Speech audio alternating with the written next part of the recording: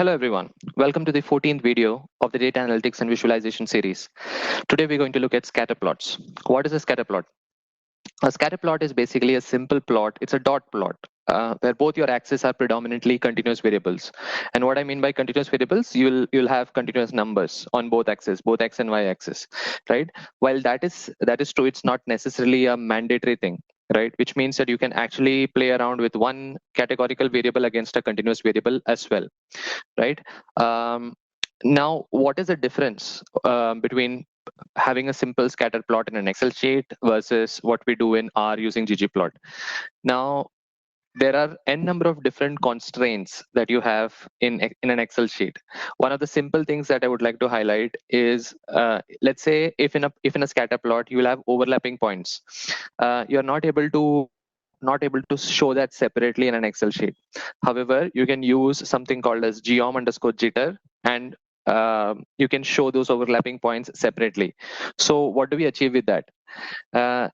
Very simply, visually, you'll get to see a lot. I mean, all the observations that get hidden due to overlapping points, visually you'll be able to see all those points as well, right? So let's get into the action. We'll try and see some of the very plain vanilla, very basic scatter plots in this video, and then we'll try and spice it up slightly in the next videos to come. But before we begin, I just wanted to show you one more line of code. Let's say you've got the data set or whatever data you want to play around with in an Excel sheet, right? So you can use this function. You can say read.csv, and then in parentheses you can say choose.files, right? The moment you do this, right, and you write it into a variable, and you can give it any name. I've given it the name data. You can give it any name. And when you call this, so what happens in this case is you can actually, so the choose.files function actually opens a pop-up, and you can actually choose any file that you want. For this video, I'm not going to use it. I'm just showing this to you so that if you have an Excel sheet, which is going to be more often the case, you can actually play around, you can use this function. Right now, in this video, what we are going to do is we are going to look at the empty cars data set. Now, this is a deviation from the MPG data set that we have been looking so far. Let me quickly take you through what this data set is. Right. So this is, I mean, you have got n number of different cars here. What you see on your on the first column is actually the name of the row, right? So you can actually see different types of cars. You see Dusters, your Chrysler, Honda, so on and so forth, and you have a set of numerical column names, right? You can see MPG, cylinders, displacement, so on and so forth, number of gears, so on and so forth. If you want to know more about this data set, all that you need to do is just put a question mark and put empty cars. It will open up in the help window. You can have a look.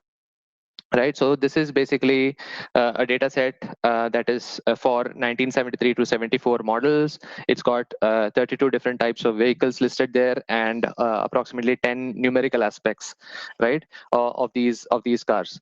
Right now, let's quickly get back into the point plot or scatter plot. I'll first run this line of code, and then let me show this to you, and then we can look at the syntax. Now, what you can see is on your x-axis, you've got the column name called WT, and on the y-axis, you've got MPG. Right now, in the help window, you actually, when we were looking at this, WT stands for the weight of the car, right? And MPG stands for miles per gallon. So we are just trying to see how is the correlation between the weight of the car and how much mileage the car has, right? And that's what we see here. So when you zoom this out, you can see that there's almost a negative correlation, right? More the weight of the car, lesser the mileage. As the weight increases, your mileage also drops, which is quite expected. Now let's look at the syntax. It's the same. I mean, the syntax would pretty much be the same, except for the plot. You will just replace everything that we have put initially, like geom plot or geom violin, and you just replace it with geom underscore point and put a open and close parenthesis.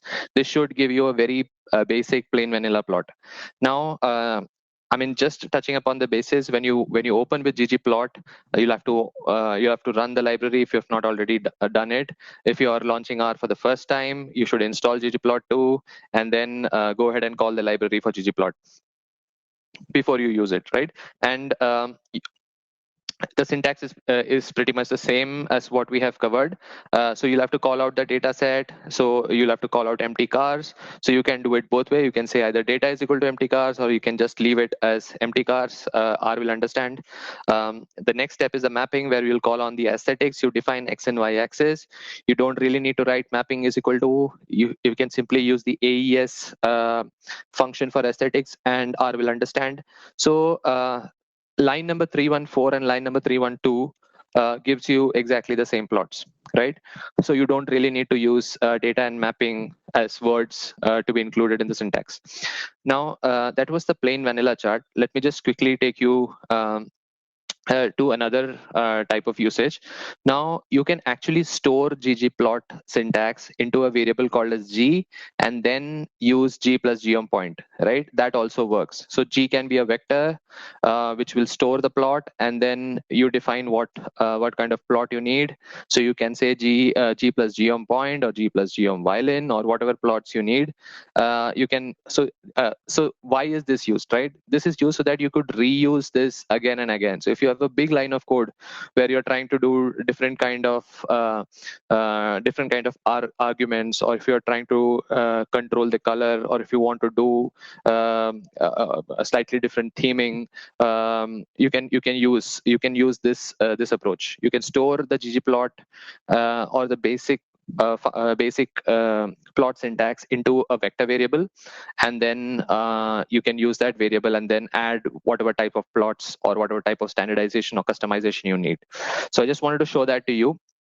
Now let's get into slightly more interesting stuff, right? Let me run 320 line of code. I'm pressing Alt Enter. Now what do I see here?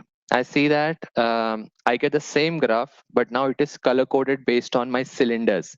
Now, what you need to know is CYL is a numeric variable, right?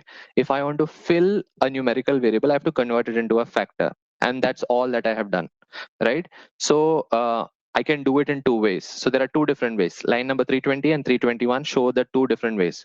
One is a standard ggplot syntax where you're just writing X is equal to WT and Y is equal to MPG. I mean, you don't even need to write X is equal to and Y is equal to. It automatically understands the first argument is for X and then second argument is for Y. And then you can write that color argument inside geom_point. So this also works.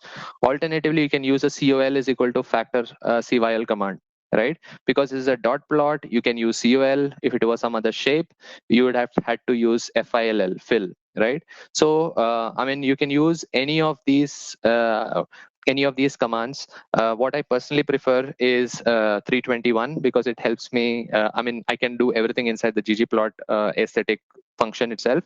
And then in geom_point, if I want to increase the size or if I want to introduce shapes, that's what I do in geom_point. Right now, what happens if you don't put a factor? Let's say we are just trying to use COL is equal to CYL, right? CYL is your numerical variable and COL stands for color. I'll just try and run line number 323, and what do I get? Because it is a continuous variable, I get different shades of blue here, right? So if you want the cylinders to be if you want R to take cylinders as a factor or as a discrete, I mean, you want R to give it discrete colors, then you'll have to convert CYL into a factor, which is done through a simple it's called coercions. You just write it as factor, and in parentheses you write the numerical variable, right? So I hope this much was fairly easy to understand. Now, just to make things slightly more interesting, what we have done so far is we have looked at the X variable, Y variable, and we have tried to use color for the third variable. Now let's say if we want to use a fourth variable, right? So what do? We use a shape as well. So instead of so there is this color, and we can also introduce shapes, right? You can just say shape is equal to, and then convert the numerical variable into a factor, and then run geom_point. I mean, you can do it in two different ways. I'm just trying to show you. You can either write it in geom_point or you can write it in the aesthetics. Both of it will work. So 326 and 327 will give you the same result, right? So what do we learn from this? If you want to increase the number of variables, or if you want to pass on more than two variable worth of information, you can use shape, color, and size as your three distinguishing factors to increase the number of variables that you want to show, right? So that is what makes R very interesting. You can play around with it, and you can pass on a lot more information that you could do on an Excel sheet without manually tweaking anything. You just everything you can just mention everything in a single line of code, and if you understand what are the attributes, then it's a really interesting plot that you can come up with. So thank you very much for watching. Hope to see you in the next video. Cheers.